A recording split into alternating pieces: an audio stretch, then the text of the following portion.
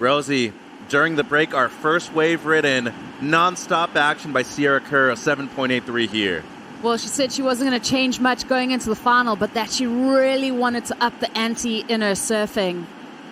S.Kerr, much like the semi-final, just starting with that solid number. Yeah, he's looking dangerous as we watch S.Kerr backing up that 7.83 with this left-hander. Haven't seen too many left from S.Kerr, but this one's really nice. The way she tucks in that back knee and gets low to the deck of her surfboard. Got this little rebate on the inside section, so squeezing the juice out of that wave. And Zoe's opener here. Good to see her get to her feet. I'm sure she's hearing the cheers from the S.Kerr camp. That was really nice, that stab off the top. Well, Zoe said that she's kind of gone through the motions and gone through the heat without doing. And a response by S.Kerr, 7.4. Just a fantastic start to this women's final here. As S.Kerr on the inside throws the tail around, pulls the reverse. That was cool, and a big element of progression and innovation in this surfing here. Wave kind of flattens out on the inside. But this, I'm so enthralled with this maneuver. She was able to do that reverse off the bat. I mean, talk about high-risk maneuver on a softer section. S.Kerr is, like I said, she's barely broken a sweat to make it into this final, even though she's been dropping in excellence. It's nice to see her even just lean on her strengths and just the footwork there too. She's trying to make it look as clean as possible as she regathers herself and goes down the line, gets in that last maneuver.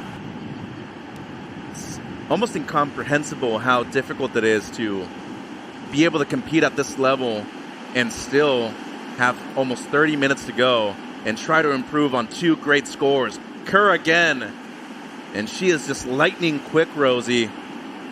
A lot of great activity on this one, and just another stellar finish on the inside right there by S.Kerr. By catching all of these waves and being very active, S.Kerr, beautiful first turn, lots of speed down the line, carves into that face. So those two turns right there, already looking good to improve her situation. Meets that oncoming section. 3 turns there. I really like the look of all of them.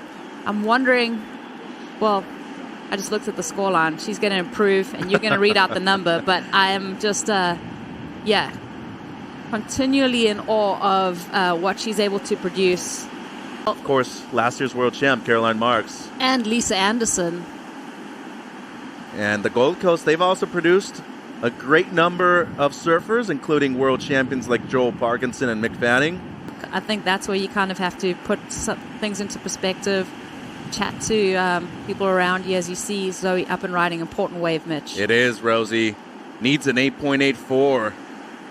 So waited around 30 minutes for this wave, A great combo, and just didn't see it doing something on the inside that she liked to try to get Zoe to go on a poor wave.